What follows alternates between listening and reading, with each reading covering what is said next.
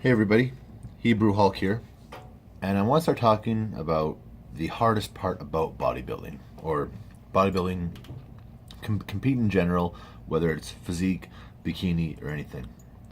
Now, if anyone thinks the hardest part of this sport is the working out and the training, you've completely lost it. That's the best part of the sport because there's no way to get into the sport without loving to train. If you got into the sport and you don't like to train, you're in the wrong sport. It's the best part of your day for most bodybuilders is the time they get spent in the gym. It's our therapy to a certain extent. Like it's relaxing for us. Time we like see all the people we know. It's almost like our bar. The hardest part of bodybuilding is the food. Now, the food's an issue all year round. I don't care who you are. If you're contest dieting, yeah, you're gonna be hungry all the time. If you're bulking, the amount of food you have to eat. Now, a lot of guys, if you have an endomorphic body type, it's gonna be hard to get enough nutrients in to grow. You're gonna be eating constantly. My problem is I'm more endomorphic body type. Even with all the food I'm eating, maybe about 7 times a day right now, I'm still hungry. I could keep eating, but the problem is if I keep eating, I get really fat. So, in other words, I eat a lot of vegetables, fill me up a little bit more. But the eating is never an easy part. Like, yeah, you can make the food good and you can enjoy it, but to stay that consistency with your eating the same foods day after day after day, it's not easy because at least with training you get a varied training, you get changed up a little bit. The dieting, like normally in bulking you get some pretty decent food, but after a while, when it comes down to cutting down, you're gonna have to just eat what you have to eat to reach your goal.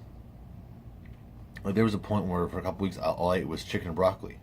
I ate chicken and broccoli 6 times a day, and that's all I could do.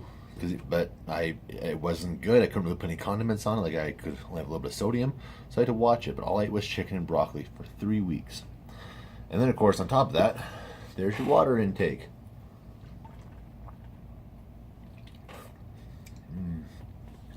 Because if you eat that much food, you gotta drink enough water to digest it properly. If you don't digest it properly, you get backed up for the most part. Plus, you just start feeling like really shitty.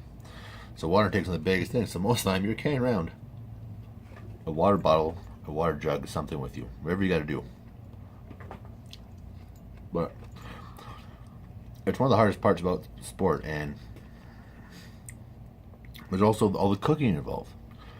Like some people have like their wives or girlfriend cook food for them. Once in a while, my wife will cook some food for me, cook my chicken if I ask her to. For the most part, I try and do all my own cooking. There's no point depending on her. Yeah, some people can afford to get like the meal prep service and stuff like that. I'm budget conscious. I have to go shopping. I go to Costco about once a week. Not like once every 2 weeks. I'll easily drop about $300 on just food, just for me. That doesn't include what my wife eats. And that gets me through about maybe 2 weeks at best. And usually a couple more things I have to go back and get after a while. And so I go home and I cook. I have an entire drawer of my fridge. When I say drawer of my fridge, I make a full length size drawer. That's literally just full-size containers of pre-cooked food that I portion out as the morning goes. Since I like to eat out of glass containers, I only have one set for the day. So every morning, I rinse or every night I either clean them before, rinse them in the morning, and then I fill my containers for the day ahead of me. But it's that never-ending cycle. You always have to make sure you're eating enough. Even when you're dieting, like you can't forget meals. If you forget meals while you're bulking, you won't get inside. If you forget meals while you're dieting, you're not going to lose the weight properly. Because even when you're dieting, you're eating 6 times a day, and you're hungry, and you're having cravings, and you feel like crap. And when you're on no carbs, you think, man, this pizza, this could save my life. This could change my world right now. But it's going to ruin everything for you.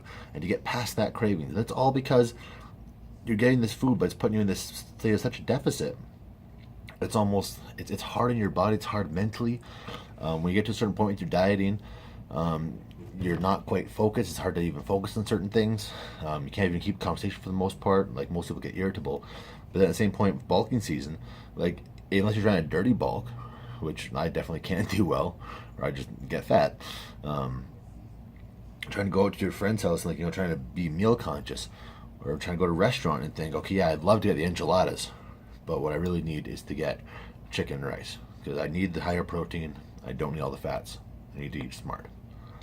So anyways, that's all there is to it. So remember, it's all about the food. The food's the hardest part. Training is the cherry on top. So that's all for today. If it doesn't challenge you, it doesn't change you.